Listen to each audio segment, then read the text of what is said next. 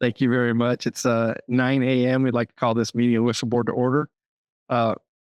Chelsea, Ms. McGuire, call roll. Another M. Absolutely, Mr. Chairman. Mr. Beckham. Present. Can you hear me? Just a moment. Sorry, I think we're working on the audio in the room to make sure, but we have acknowledged Mr. Beckham is online. Mr. Cook. Here. Mr. Davis. Yep. Ms. Horseman. I do not see Ms. Horseman online. Mr. Kim. Do not see him online. Mr. Luntz. Present. Ms. Montgomery. Here. Right, Ms. Montgomery, I do see that you are present virtually. We're still working on audio in the room to make sure that's getting up. Mr. Tonier. Here. There you go. Thank you for your enthusiastic hand gesture. And Chairman Line. Thank you for the high sign. Yes, I'm here. Thank you. Appreciate that. Now calling on known voting members. Senator Shope. Senator Kuby. Representative Griffin. Representative Stahl-Hamilton. Director DeCiccio. Director Peters. Yep. Thank you. Director Bushotsky. Colin Lobenstall for Tom Bushotsky. Thank you, Colin. Director Watson. And Director Saeed. Mr. Chair, I do see that Mr. Kim has joined us virtually. We do have a quorum. Thank you very much. For the record, please remember to identify yourself when making a motion or requesting to speak. And for those attending virtually, please ensure that you are unmuted, or we will try to get your audio up. In addition, if any board member wishes to depart the meeting at any time, please announce your departure for our recorded meeting minutes. Additionally, with the sensitivity of the microphones and the acoustics in this room, sound quality will be much better for our colleagues attending virtually if you leave the microphones on the table. We'll go to agenda item number 2, disclosure of conflicts of interest. Has WIFA staff received any disclosures? Morning, Joe Satelli, General Counsel. No disclosures have been submitted for today's meeting. Thank you. If any member would like to identify and disclose a conflict for any item on today's agenda, they may do so at this time. All right. Agenda item number 3. We have a presentation. Trevor Baggiori. Thank you. I'm trying. Director of Water Quality Division has an informational presentation by the Arizona Department of Environmental Quality on lead service line inventories in Arizona, compliance insights and next steps. And that's a lot. So thank you. Working, I need to use it. Yes, you do. So that'll pick up both at the back of the room and on Zoom. So pretend you're testifying before Congress. So not quite intimidating. It's that power. It's not. There we go. There we go. All right, now you can hear me. Good morning, Trevor Baggiori, Director of the Water Quality Division for the Arizona Department of Environmental Quality. I have with me Ryan Clark, who is one of the managers that is really one of the teams on the ground doing the work for lead service line inventories. And so if you have hard questions, I'm going to pass the microphone over to him. Do we have my slides or up that you can bring out, Chelsea? Perfect. If you'll go to the next one. Just to make sure we're all on the same foundation here, wanted to talk about what the lead service line requirements are. So EPA, we won't get too deep into the regulations and rules, but the lead and copper rule has been out for quite a few years. It was updated, 5-6 years ago with the lead and copper rule revisions. Those are really what we're starting to implement. EPA has promulgated the lead and copper rule improvements as well. With the change in administration, we'll see if there's any changes to that regulation. But they're all based on this concept that lead in drinking water systems is a bad thing because lead has impacts to human health. And so there is a requirement in the rule that the service lines be replaced. And so let me be clear that a water company typically runs their water system with their water mains. And you can see on the diagram, that's the big pipe on the right-hand side. Most of those have already, part of the inventory has to make sure that your water mains are also not containing lead, but the service lines, the connection from that main water line to a home, to a business, is what we're talking about when we talk about service lines. And so all water systems that are community or non-transient, non-community water systems are required to do this lead service line inventory. And so if you'll go to the next slide, by October 16th, all of these water systems, like I said, community and non-transient public water systems, had to do this initial inventory. It doesn't mean that their inventory had to be perfect. It all the way. You had to go through and identify all of their service lines and identify the materials both on their side, on the system side, and on the customer side. They had to identify whether those were lead, galvanized steel, and whether they require replacement or not is a little in the air. I'll talk a little bit more about that when we get to the actual numbers. Non-lead or unknown. You're in there as a participant. A lot of these sites may not be easy to get to. They may not have records. So unknown is an option for the water systems to identify in this initial inventory. They have to provide locations. And then some of them, if they're serving more than 50,000 people, had to actually create a website to display this information. Should you go to the next slide, please? So in Arizona, any service line installed after 1988 is considered to be non-lead by default. That doesn't mean that a water system doesn't have to go and identify what the material is, but it's just non-lead for purposes of the initial inventory. But water systems have to go through and do a records review as to the best of their ability to identify when service lines were installed and if there's any material. And you can see on the right-hand side the different options that they have for verifying what material those were made out of. You'll go to the next slide, please. A little bit of information about DEQ's program.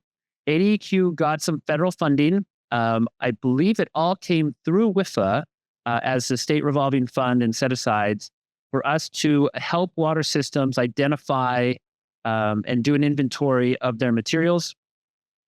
This is for small water systems only. So water systems that are serving less than 10,000 customers only. The larger or medium-sized water systems were really on their own from getting these things done. We provided guidance and assistance, but there was no funding available to them. We also, so with this funding, we helped, I don't know if I have the number. Ryan, do you know how many water systems we helped? 667. Well, that's how many we helped funding wise.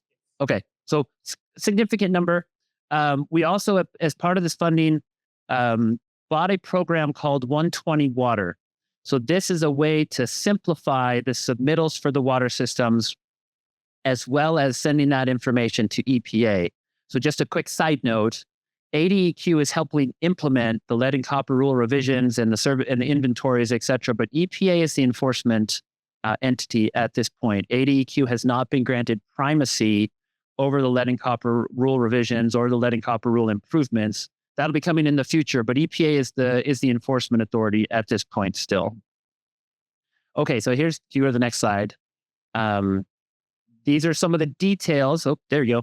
Some of the details regarding what information we got from water systems. So there were 942 water systems required to submit these initial inventories.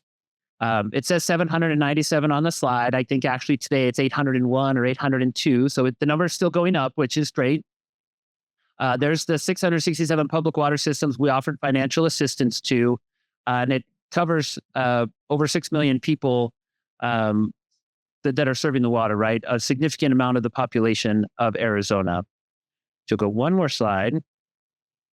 These are the results of all of the inventories to date, except for the 3 or 4 that just got submitted. You'll notice that the majority of service lines in Arizona are non-lead.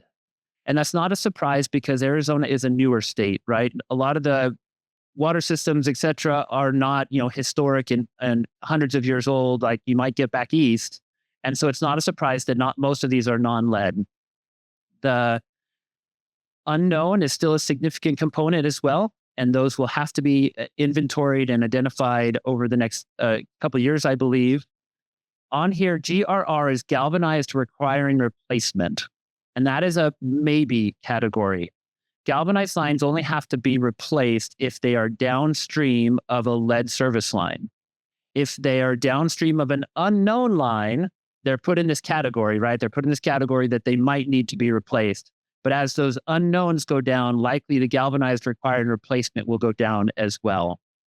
we have found the inventory identified 5 service lines so far that are lead. Those are at a federal facility in Yuma County. So great news for Arizona that there is very little lead in our state. Any questions about this? Because this is really the heart of our conversation this morning, is that there is not a lot of lead in Arizona service lines, which is a great thing.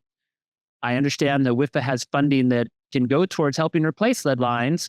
There's not a lot that need to be replaced that we know of at this point. So I want to pause there and ask if there's any specific questions about this data. Mr. Chairman? You check, because most water companies, from the meter to the home or the residence, is up to the resident. Do you check that also, or? So I believe the term is premise plumbing, right? It's the plumbing that belongs to the house. And I'm going to confirm with Ryan, but I believe the answer is yes. The requirement is check it all the way up to the building.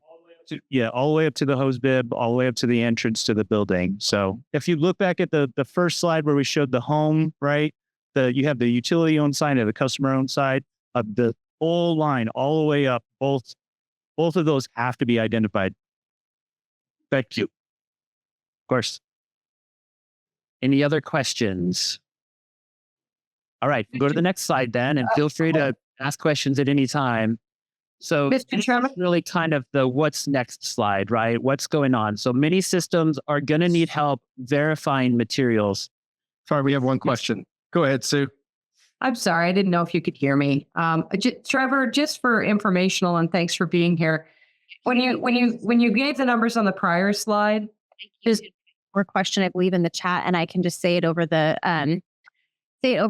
Zoom so that everybody in the room can hear it as well. My apologies for that. I'm sorry, can you not hear me? Is that the situation?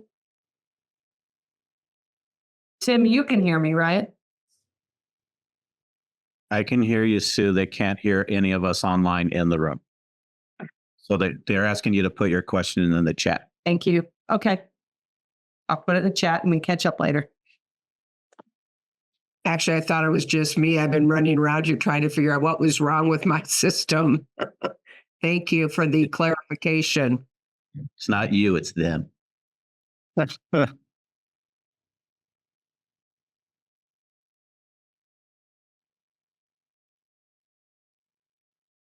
Apologies, everybody online. We're just working to use our new system here in the room and get everything up and running. Give us just a couple of minutes. Our tech team is in the back working on this. It seems they can hear each other. They can. Yeah. Yeah. Why don't you go ahead? Okay, so I'm happy to come back to the questions. This slide is really talking about what's known, what's next. As I mentioned, the unknown service lines, water systems are going to have to go through and verify what those unknown lines are.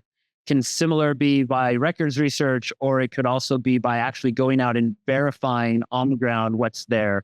And that's really where a lot of the cost is going to come, is actually being on the ground out there checking service lines. And that's something that water systems are going to have to do if they don't have records of what the service line materials are. There's ways to group it based on a representative sample of a neighborhood, those kind of things. But ultimately, it's going to be a higher cost effort because they're going to have to be out in the field.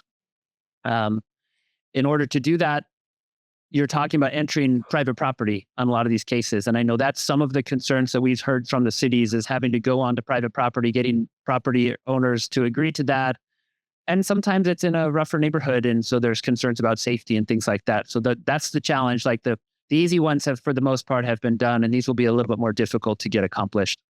If you look at the calendar at the bottom, over the next year or two, finish identifying what the materials are, submit a replacement plan in the 27-28 timeframe, and then actually begin replacing service lines. And they have to be done by 2037. So that's the work that's going to have to happen should there be an identification of lead service lines in the water system. Again, to date, 5, which is a great number compared to what we've seen in some of the back east states. But certainly even those 5 should be replaced.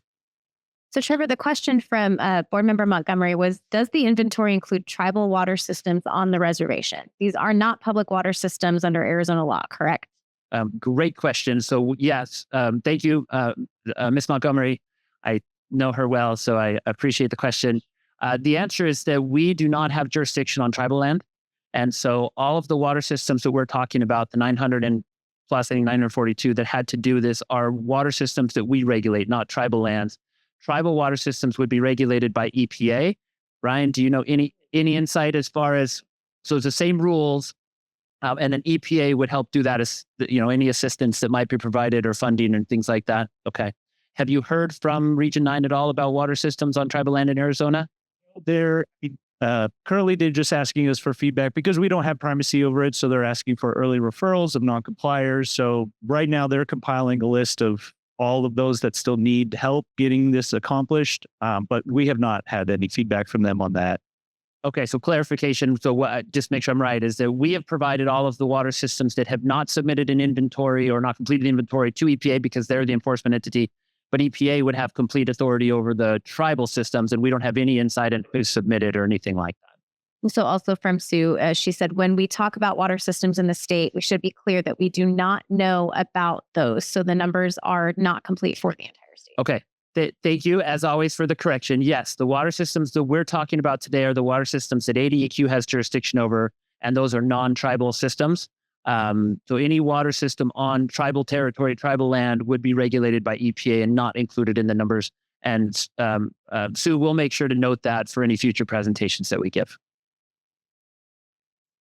I'm just curious, are there, outside of tribal, are there any others that fit that category? Or does ADQ have jurisdiction over all of military? Yeah. We do have jurisdiction over military sites. The federal government has to comply with the Safe Drinking Water Act as well. I'm not aware of any other category in Arizona that there's obviously a threshold, right, of who's regulated by the Safe Drinking Water System. It's 25 connections or serving 60 people. So anything below that, we wouldn't have authority over. But anywhere else in the state, we have complete jurisdiction as far as I understand. And, the number actually varies. I think today it's right around 1,500 and 1,510 water systems that we regulate. Not all of those are subject to the lead and copper rule. And next slide is just the contact slide for Ryan and I. Happy to answer any other questions that you might have. Ultimately, we want water systems to be providing water that meets safe drinking water standards. And I know that that's one of WIFLA's goals with the funding that you get from EPA as well. So we will keep you in the loop if we find additional lead lines or find additional areas of concern, because I know that you want to be able to use your money to help these water systems. Any additional questions? Trevor, Ryan, thank you very much for being here today. Very informative. Thank you so much. And for everybody else here, we're going to take a 5-minute recess so we can figure out our sound issues. We'll be right back after these messages from our sponsors. Can you give me a quick nod that you can hear me? Okay. Yes. Can hear you. Excellent. So we will begin with calling roll, third time, and now actually fourth time in the charm. Mr. Beckham. Present. Thank you. Mr. Cook. Here. Mr. Davis. Here. Ms. Horston. Present. Mr. Kim. Here. Mr. Lentz. Present. Ms. Montgomery. Here. Mr. Tomyer. Here. And Chairman Lyons. Here. Okay. All right. Let's go to agenda item number 4. Director's report. We'd like to welcome Chelsea as our brand new director. She's signed the contract, so she's ready to go. We can put her to work. Put me to work, and I appreciate your patience this morning. I realize this has been a bit of a cycle and a habit here at WIFO. We're going to try our best to make that not the case. We do have our texts coming in, but really appreciate you guys being willing to work with us as we work out the kinks of the new op-eds. Before I start on kind of the logistical side of the director's report, the chairman has graciously offered me a few minutes to talk a little bit about just the leadership philosophy that I hope to bring to WIFA as its director. First, I do want to reiterate the gratitude I have to this board for placing the trust in me to lead this incredible organization. This is not a job I take lightly, and I am committed to continually earning that trust as we go forward, tech issues notwithstanding. When a new administration takes over any organization, I think there are kind of 2 battling temptations. The first is to canonize the things that the old leader did, especially when the leader is a good one. And the other is to do the opposite of what happened under the old leader because it's the opposite of what happened. I've been parts of organizations that have done both of those things, and neither extreme is actually very helpful. the truth is, I think that much of what Chuck did set the tone for WISPA's success. And there are some things I'd like to imitate, and I think you'll see guiding principles are one of those things. Some of this is going to be very familiar to you, but I just wanted to take a quick opportunity in front of the board and our staff and the public to talk a little bit about what I hope to accomplish and how I hope to do that as the director of WISPA. The first and probably most important point is that we are a team WISPA. No one person on this staff has the skills to do everything that this very diverse organization is tasked with doing. But together, we make up all of that experience and that skill set and the expertise. And I cannot say enough about how incredible this team is. And that's especially true of Denise and Joe and Lindsay, the rest of the leadership team. You guys you're consummate professionals. When I lack in financial expertise or strategic thinking or technical knowledge, you all have in spades. And I've never worked with a team that's this effective or each member so selflessly and obviously dedicated to the success of the organization. So I just want to say, thank you to all of you. And this is never going to be a one-person show. So we're in this together. That's what makes us strong. And when I don't have the skills to do something, one of you will. And if none of us do, we've really proven that we can find what we need to bring to the table. We've done that through bringing on folks like HDR, through our council. We are very well positioned to do the work that we've been tasked with. Second, this is the one that's the most familiar to you all as board. The board sets the course and the staff sails the ship. That will continue to be the philosophy that I bring here. We as staff are here to enact your vision for WIFA. And we're here to do that in a transparent manner, in a professional manner, in an effective manner. You all put in countless hours of uncompensated time to steer us towards success. So we're going to continue that relationship and continue building that trust. And then finally, I do think it's critical to keep in mind what I think is the truth, and you'll hear me say it at every opportunity that I get, but WIFA is the thing that is going to meet Arizona's water needs.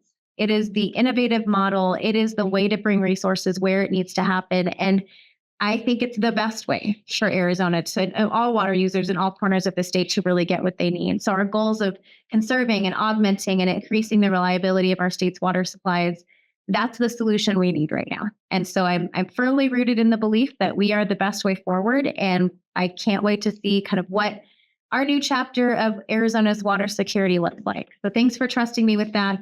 I will stop waxing poetic and get on to the actual business of the day. First of all, welcome to our new office. We are excited to be up and running. We're still working on some things, clearly, but that also includes, homey touches like logos and artwork that makes it look like we actually work here. You also may have noticed, board members, there are key card readers on all of the doors. We're going to be issuing key cards to all of our voting board members. We have those ordered. You will have those and access to our building during normal business hours, 5 days a week. So if you are in Phoenix and need a place to take a phone call, or you have some time between meetings and need to go plug into one of our docking stations, please feel free to use this as your office as well. Let us know if you want a tour. We'll show you the public spaces too. This will be something that we issue to you and hope that you feel free to come in and out of these offices as you need to. The second update that I will provide is regarding the solicitation.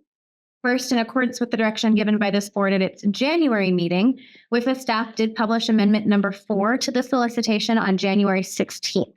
That amendment modified the minimum experience requirements in section 3.5 of the solicitation. Requirements for projects used to demonstrate eligibility to be located in the U.S. have been removed from the minimum qualifications. But it is important to note that during the offer stage, WIFA may still consider the geography of those projects and their relevancy when evaluating the proposer's ability, especially to effectively navigate the U.S. financial, legal, and regulatory requirements.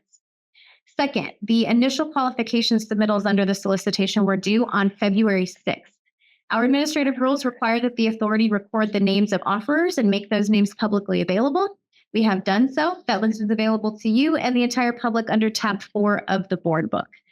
You will see we were very pleased to receive a robust and diverse response. We have 17 IQS submissions under each of the 4 categories. There's at least one in each of the 4 categories. Given the number of submissions, the time needed to review, and the desire to give each of our submitters a fair opportunity for clarifications and responses, we do plan an amendment to the solicitation schedule that you see before you. That amendment will be communicated to all of the submitters. And the next thing that we will do is notify those qualified proposers, but that will not happen tomorrow. That will happen later on, probably at the beginning of March. The Long-Term Water Augmentation Committee will meet at the beginning of March, so we will have more information to share with the committee at that time. But having said that, are there any questions that I can answer about the solicitation or IQS responses? Any questions? Okay, seeing none, two more quick updates. The first is that on February 3rd, WIFA opened a new round of applications for our Water Conservation Grant Fund. Those applications are due on March 6th, which means as of now, we anticipate a late March Conservation Grant Fund committee meeting. Again, depending on the number of applications we get and the complexity of those applications. If that comes to fruition, this board will make its funding decisions at its April meeting.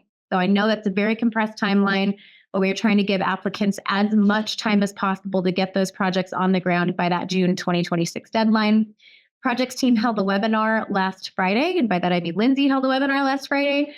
We had about 60 people participate in that webinar. So if we take that, I think we can expect another very robust round of responses and applications for the conservation grant.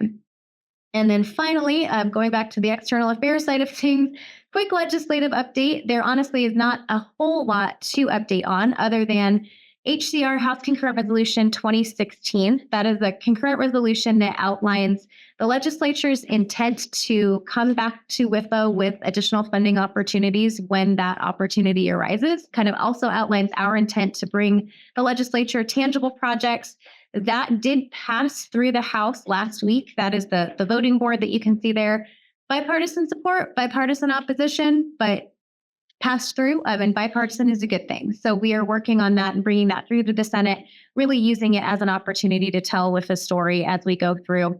I will also just point out there is an interesting trend happening right now of legislation that takes particular policy initiatives, taxes those policy initiatives because it's behavior that potentially the sponsor does not find appropriate, and then would divert that tax money to the Water Conservation Grant Fund. I don't anticipate any of that legislation going anywhere, frankly. It's all pretty much minority proposed legislation, but it's, to me, really encouraging to see that folks are looking at, one, how do we find concerned sources of money for that fund?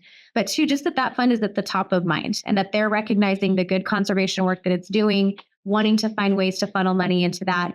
Even if those bills are not successful, they have sparked some very, very helpful conversations. So just wanted to point that out.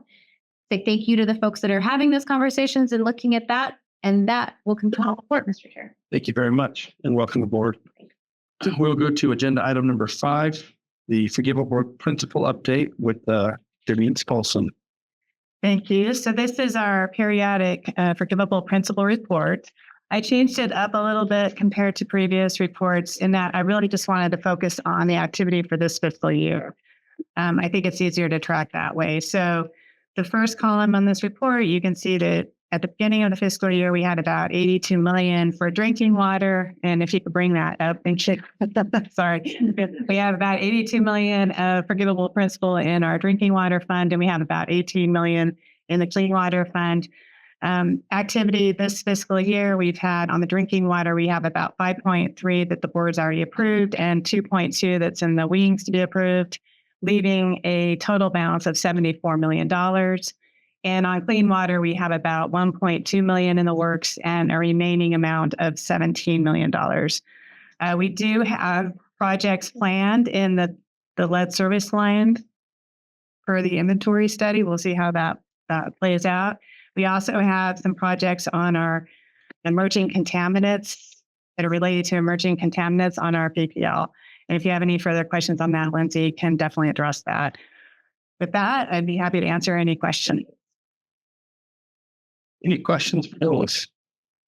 Mr. Tomier has his hand up. Mr. Tamir. Thank you, Chair. Actually, not a question for Denise, but I notified you this morning that I have a hard stop at 10:20. So I'm going to announce my departure from the meeting for the minutes. Thank you. Thank you, Tim. Denise, anything else? No, that's it. Okay, we're going to go to the consent agenda. Items Agenda items 6 through 9 are noticed as consent agenda items and will be considered as a group and acted upon by one motion with no separate discussion unless otherwise requested by a board member. Reminder of those attending virtually, please ensure you are unmuted for our vote. Do we have any items that the board would like to pull for separate discussion? I would entertain a motion to approve the consent agenda items 6 through 9. Mr. Chairman, Richard Nunn, I would so move. Do we have a second? Okay, all in favor? Aye. Any? Thank you. Any opposed? Any abstentions? All right. We're going to open the regular item for discussion. Members of the public wanting to speak on regular agenda item may request to speak prior to the chairman opening discussion on that item. For instruction on how to submit a speaker card, please refer to the notes on proceedings at the end of the meeting agenda.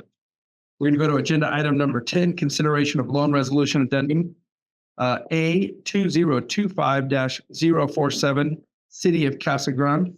And Scott will lead the discussion. Okay, thank you, Mr. Chairman. It's actually this agenda item, the next one are interrelated. So just to give you a little heads up on that. But the City of Casa Grande is requesting WIPA to remove the debt service reserve and repair replacement reserve for loans 910109-09A and the same number with a B suffix. The City of Casa Grande closed these two loans in January 2009 to fund expansion of the reclamation facility. The project cost $2.5 million. Due to the size of the loan and the financial condition of the city at that time, the request was divided into two loans with different repayment pledges. One was excise tax and the other one was wastewater system revenue. As system revenues alone were insufficient to meet the coverage requirement. Both loans included the requirements to fund a debt service reserve and repair and replacement fund. The larger loan, the A loan, was $37.5 million, and that was for excise tax pledge. And the B loan was $25 million, secured by wastewater revenue. The city is in a much stronger financial position today, and based on their current coverages, each loan will qualify for WIFA's top loan security level. At that level, WIFA does not require a debt service fund nor an ongoing repair replacement fund. And in addition, it's worth noting that these loans will mature in 4 years. The city is requesting the release of the debt service reserve fund and the repair replacement funding requirement for both loans to free up combined $4.6 million in reserve for the city to use for other needs. We do have their financial advisor here with us today. If there's any questions about that, thank you. Do we have any questions from the board? Pete, do you have any questions? Yeah. Yeah, I thought so. So just to be clear, if these guys were applying for this loan today, we would not require these reserves, correct? That is correct. In fact, they did a loan last fiscal year that was passed without these reserve requirements. Okay. And all the claims and like all that stuff's been audited, verified, diligence has been done? Yes. Cool. No questions. Thank you. Any additional questions from the board? Do we have any requests for public comment? We do not, Mr. Chair. All right. Any additional board discussion? If none, I'd entertain a motion. Mr. Chairman, I would, will for the approval of loan resolution addendum A 2025-047, City of Casa Grande. Thank you, Richard. Do we have a second? Ted Cook, second.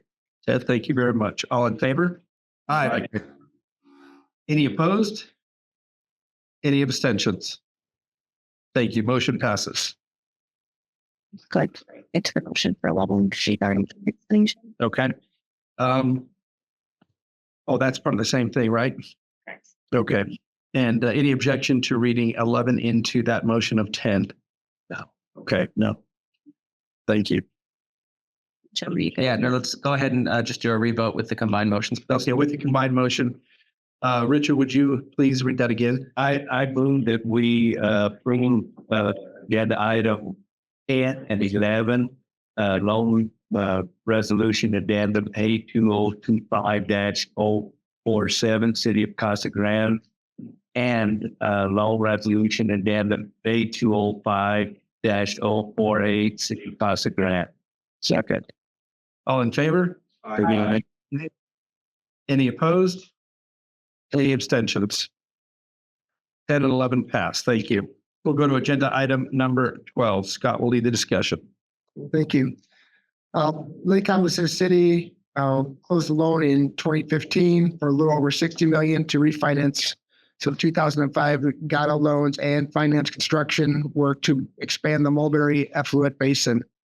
At the request of the city, in order to allow them to pursue funding in the capital markets, the pledge was revised to be on parity with other financing obligations. As part of the negotiation, WIFA required a rate stabilization fund to be established as protection to strengthen the overall loan. City Council adopted a master resolution on August 11th, 2015, defining various funds and providing for the issuance and payment of security on all bond issues. Included as part of this resolution was the rate stabilization fund. The fund currently holds roughly 4.5 million and is exclusively held to backstop the SWIFA loan as a debt certainty. The master resolution allows the city to terminate the fund with WIFA's consent once net revenues of the wastewater system, without regard to the rate stabilization fund or any city contribution, are equal to at least 120% of the annual debt service requirement to all outstanding parity obligations. The city met this requirement in 2024, and they expected to remain above the coverage level as they have implemented by resolution a series of rate increases over a 5-year period that began in September 2023. As such, they're requesting that this fund be allowed to terminate and the 4.5 million held in reserve be released back to the city. We do have several representatives online from Lake Havasu City, and we also have their financial advisor here. Sure. Do we have any questions from the staff from the board? Yeah, this weekend, same questions as before. Just if they're basically like asking to get some covenants removed, and I just want to make sure that the current situation, if they were applying for a new loan right now, that would be acceptable to us. All the information's been audited and et cetera. Yes, we would. We have reviewed their audit financial statements, and we would offer the same terms on this loan. The debt service coverage is above the 1.2. The 1.5, it really, there are some, if we add the capacity fees, they are meeting that requirement. So it would be something that we would consider.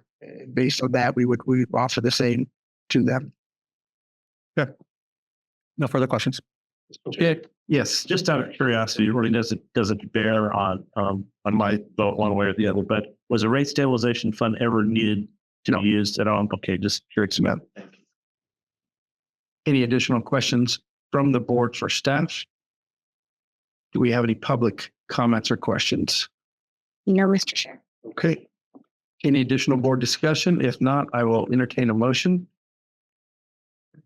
Ted Cook, I'll move to approve agenda item number 12, loan resolution, addendum 2025-049, Lake Havasu City. We have a second. Richard Land, I'll second that. All in favor? Aye. Any opposed? Any abstentions? Motion carries. Agenda item 13. Scott, you're still up. That's fine. And this is agenda is a resolution we're requesting for Graham County Electrical Cooperative Inc. They were approved for financing by WIFA last February to construct and install 2 new wells, a storage tank, and approximately 37,000 linear feet of water lines to fix approximately 80% of their water leaks in the water system. Since approval, Graham County and WIFA staff have been working with the USDA to secure an intercreditor parity agreement to provide both the USDA and WIFA senior positions on the revenue pledge and proportional allocation of collateral on the potential of any default. The USDA had previous loans with Graham County Utilities Incorporated. That company was merged into Graham County Electrical Cooperative Incorporated, but the debt transfer was not completed and was still under the former the Graham County Utilities. The local USDA has been working with their national office to complete the merger and get the debt transferred, retitled on the surviving parent, Graham County Electrical Cooperative Inc. And according to an email we received last week, the USDA indicated that issues have been worked out and they are have a clear direction going forward. And they also, and what they also request that WIFA board approve an extension for Graham County to allow time to complete this process, as the former resolution would expire on the 21st of this month as it currently stands. So basically, we are requesting that resolution be 2024-146 be extended by this resolution for a period of 12 months to allow Graham County Electric Cooperative the time to obtain a signed intercreditor agreement from the USDA as required by WIFA before the loan is executed. So we do have, where I know the representative was having some trouble getting online, so look, we use online, but so we should have Josh available. So if there's any questions, we can. Tim, any questions? I mean, Pete, any questions? Yeah. Yeah. Why do they need a year? If they've already got all this teed up, why the year? Where we put the year in the original one when it went out because we weren't sure where the USDA stood. But they don't need the year. In fact, the USDA letter said 30 days, but I hate to throw that out there because I'd rather give them at least a few more months to get that going. But we don't have to be the year. We can definitely modify that term. Yeah.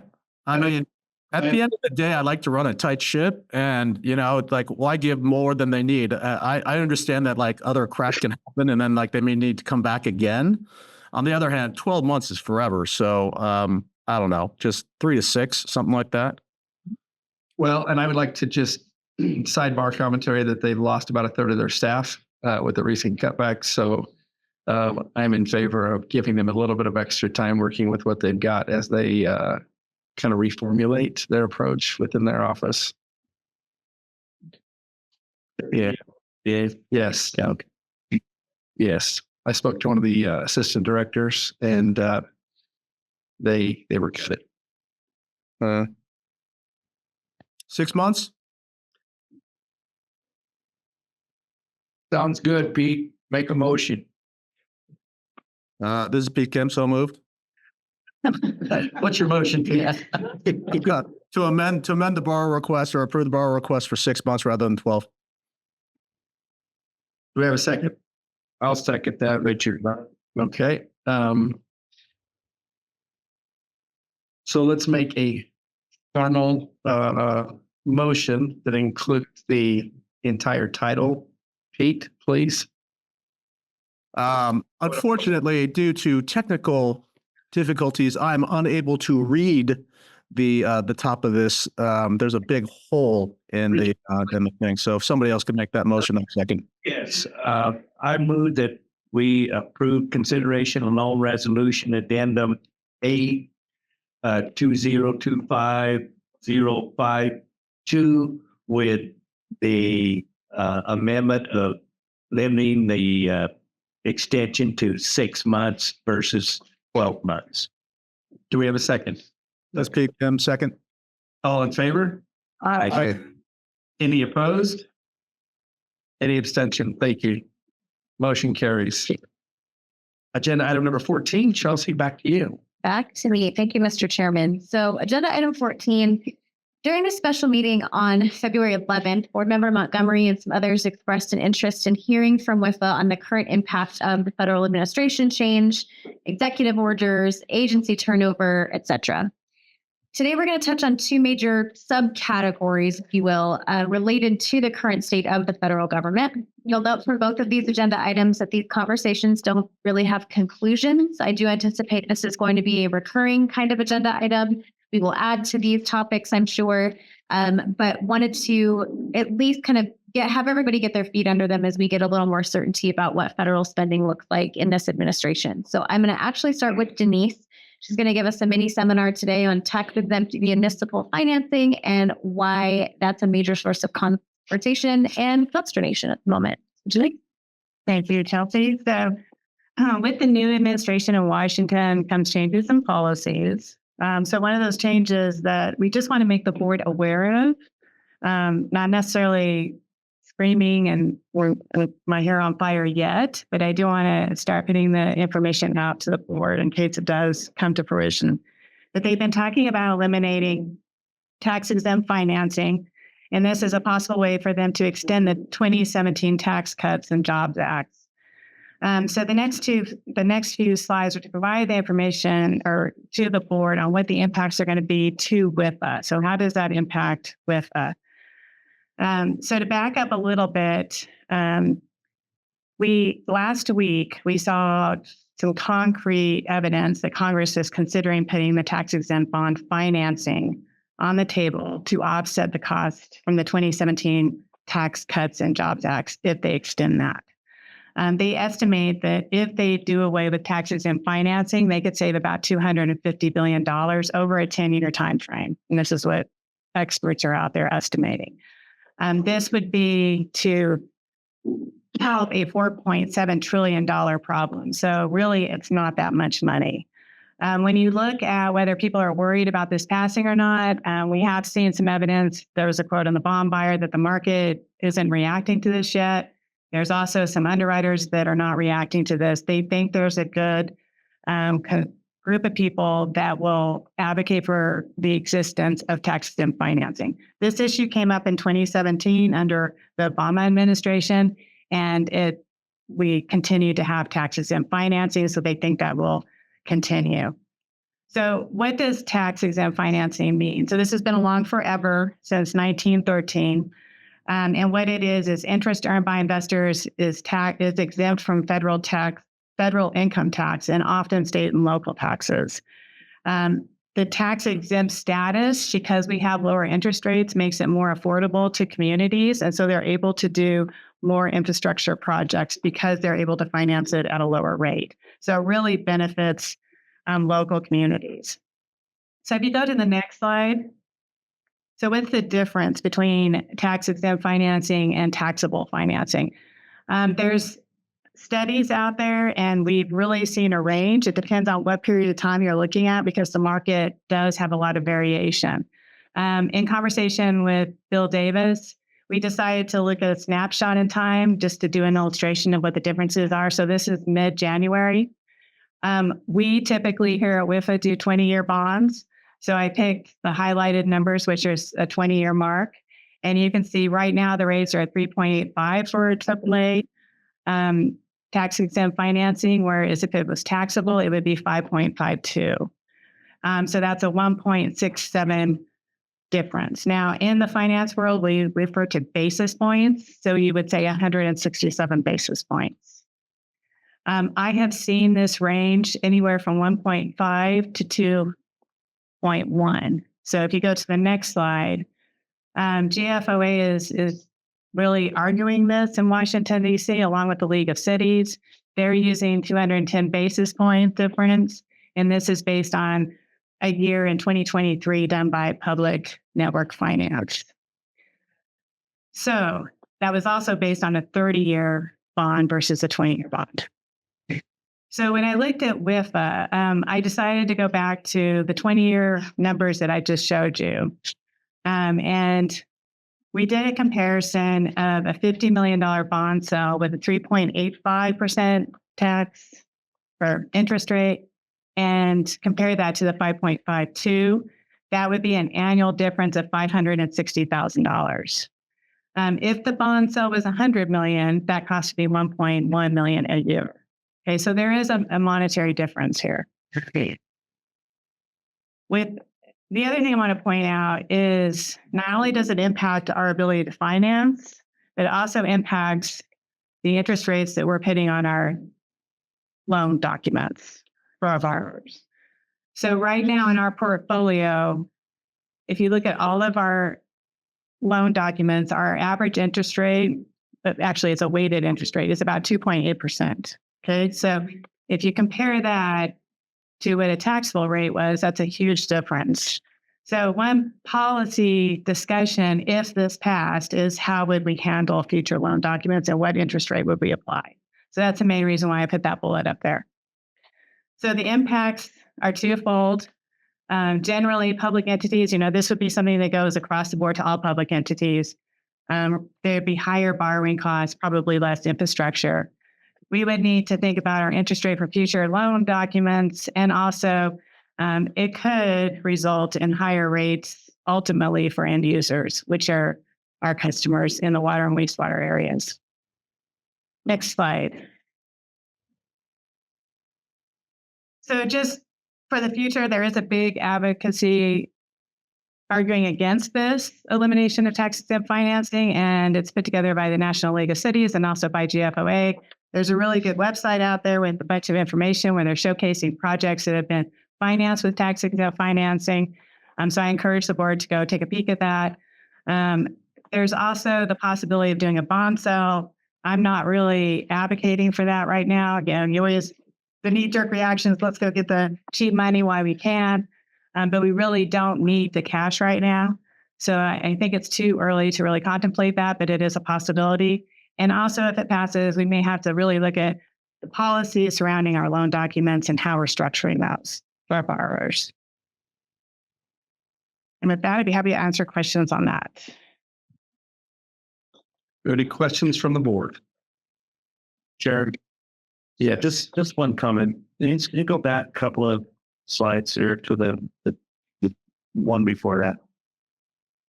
So impacts.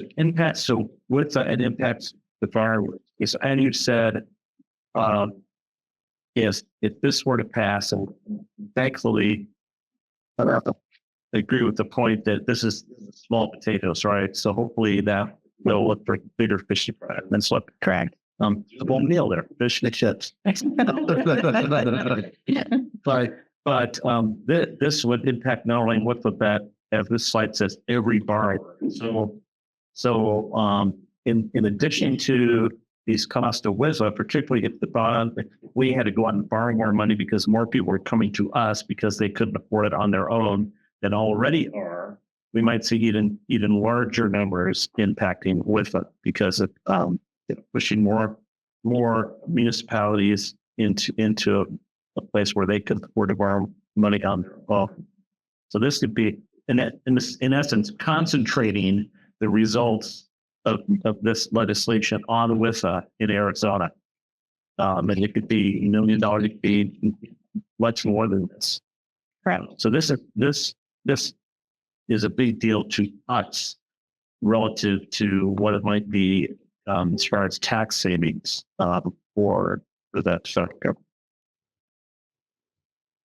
Thank you, Ted. Any additional questions or comments?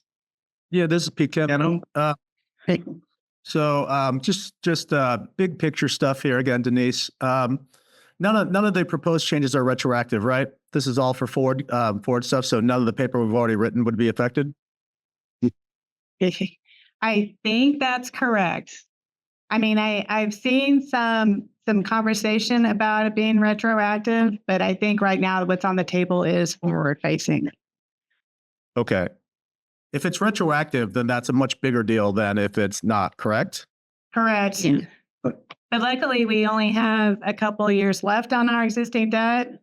So we're in a good position there as well. Okay. And it's probably something that could end up in the courts. Yeah. There would be a million lawsuits. Yeah. Trump's got enough. I think that I agree. And there'd probably be an injunction or something like that. Okay, so got it. And then so assuming that it's not retroactive and which would be chaos, then this is for forward-looking stuff. And then effectively what that we're talking about is that the cost of money became more expensive. And what would be the ripple effects of that? We'd have to borrow at a higher rate because the people that we're borrowing the money from would want to be compensated for the loss of the tax exempt stuff. And then we'd probably theoretically ripple through that cost to the borrowers downstream, correct? That's correct. Okay. And as of right now, this is just a briefing and a warning that this is on the horizon. It may or may not happen, correct? Correct. I think, Pete, you asked me what keeps me up at night. Yeah. This is one of those things that I worry about. I can see why. No further questions. Thank you. Thank you, Pete. Mr. Chairman, Sue Montgomery. Yes. First, I just want to say, if it were retroactive, I can't imagine it wouldn't be unconstitutional. Just I agree. that level of retroactivity. I'm sure Joe's thought about that and knows more. But also, I just want to thank everybody on the WIFA staff for doing these updates. I think this is it is going to be an ongoing agenda, and we're going to need to learn and not overreact, but listen and understand and be very strategic and methodical on how we respond. So thank you for doing this. Just wanted to put that out there. Thank you, Mr. Chairman. Thank you very much. Okay. If there are no further questions on that, we'll move to agenda item B on the 14B. This is the one that we originally came to you with and thought we would probably knew we needed to update you and what that looked like. So I want to talk about the status that we're currently in terms of federal funding freezes, what they are, how they've impacted WIFA. So up on the screen, you see a timeline that started on January 20th and is actually still ongoing, but we ended in early February. So on the 20th, an executive order was signed with the title Unleashing American Energy. And the idea behind that executive order was that the administration wanted to pause disbursements of funds under the Inflation Reduction Act and the Infrastructure and Jobs Act if those funds were inconsistent with an American domestic strong energy portfolio. That doesn't seem like it should implicate WIFA's SRF programs. However, right now we have a significant amount of funding that comes from the IIJA. And so for a while, that funding was in fact frozen.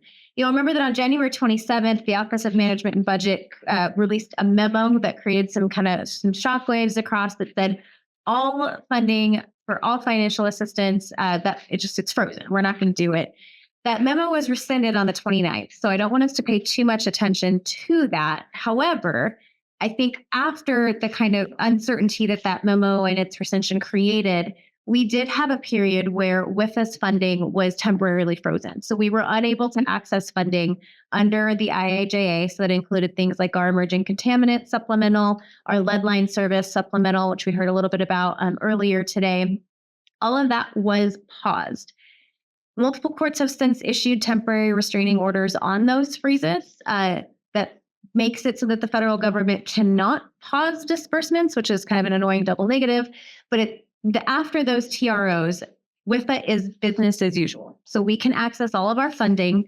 We've been telling all of our borrowers, and I will say it again very loudly on this webinar, it is business as usual. So we are telling our borrowers to continue their projects, to continue applying for reimbursements.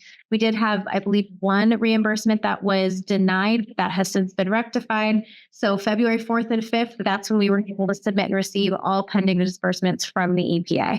So it is business as usual right now. We are status quo, but everything is fluid at the moment and things are quickly evolving. The temporary restraining order was kind of re-emphasized by a court as well, saying, no, we really were serious about this. We want to make sure that agencies are acting under at our behest and under our ruling. Also, what happened, the TRO that challenges both the memo and the EO, and that's a little bit confusing too, but for our purposes, the TRO challenges, or the case challenges the executive order. When that went forward, Arizona and the Solicitor General did decide to become a part of that case. It's captioned New York versus Trump. It now has about 30 state plaintiffs, including Arizona. And in February, the Solicitor General reached out to WIFA asking that we prepare a declaration outlining the impact and potential impact of the funding freeze on the authority. So to further discuss that, WIFA's position and potential involvement in litigation concerning the federal funding freeze, Mr. Chairman, I do suggest the board meet in executive session for that purpose to consult with legal counsel and to obtain legal advice and instruct legal counsel regarding the board's position as authorized under ARS Section 38-431.03A3N. Lovely. May I have a motion to enter into executive session? Karen. Second? Second. I'll second. All in favor? Aye. Aye. We are adjourned into executive session. Excellent. Board members, you should have received the So It is now exactly 11:34. We're back in regular session. And Chelsea, do you want to call the roll? I do, but just to confirm, members online, can you hear us? Yes. Yes. Yes. Call the roll, Mr. Beckham, Present. Mr. Cook, Here. Mr. Davis, Present. Ms. Horstman. Do not see her back. Mr. Kim, Here. Mr. Lent, Present. Ms. Montgomery. Here. Mr. Tom Muir has departed. Chairman Lyons. Here. We do have a quorum, Mr. Chair. All right. Welcome back to regular session. Chelsea, I'd like you to please offer a recap of our Absolutely. executive session. Absolutely, Mr. Chair. Just briefly, in executive session, the board was advised by general counsel and the director regarding the declaration of on the Unleashing American Energy Impact, that request and staff's attempts or staff's work in putting that draft declaration together. Mr. Chairman, I do believe we have a motion coming out of executive session. Yeah. But John, I'd like to make a motion. I'd like to make a motion. And I know that our council was here that to authorize council to proceed as instructed in executive session. can we have a second? Mr. Chairman, Richard Nunn, I will second that. Thank you, Mr. Lund. All in favor? Aye. Any opposed? Any abstentions? All right, motion passes. Thank you very much. We'll go to agenda item number 15, call to the public. Just the time for any additional public comments. Comments will be limited to 3 minutes. Have we received any requests for public comment? Mr. Chair, we have not. Okay, thank you very much. Agenda item 16. This is the opportunity for members to identify any topics they would like to be placed on the agenda at a future meeting. And Chelsea, would you please lead that discussion? Absolutely. So we did hear a few things about, at least in the last special meeting, about wanting a continued impact analysis and update on the federal funding. Do board members have any other agenda items that they would like to see? I believe Mr. Beckham has his hand raised. Mr. Beckham. Yes, and I would, and that's the reality is I believe that we will continue to have reduced federal funding throughout the United States simply because of our ongoing federal deficits. So I would like to suggest that we do some financial modeling with reduced federal funding for our SRFs, just to see how that works, how we might have to adjust our own loans and the amount of forgivable principal. Thank you, David. Do we have any additional comments from board members or suggestions or petitions? This is Pete Kim. I will tag along with Mr. Beckham's comments and add into the request some modeling. In addition, that might take into account the possible cessation of tax exemption for loans for the federal funding, that type of thing. So maybe both 1 and 2. Thank you, Pete. Thank you, David. Anything else? No, Mr. Chair. All right, you are so charged. We will go to agenda item number 17.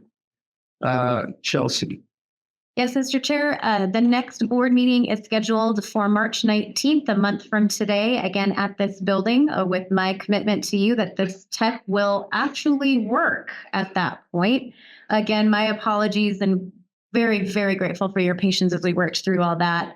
We do also have a Water Supply Development Revolving Fund Committee meeting scheduled for 1 o'clock. We do have a technician in the room across the street or across the way, so hopefully that is worked out. But if not, we'll do the same format that we did for this one. We run it off of a laptop through this room, and the public is welcome to sit around the perimeter. So that's all I have. Thank you, Chelsea. Thank you, Mr. Chair. Appreciate that. The time is now 11:38 and our meeting is adjourned. Thank you. Thank you. Thank you.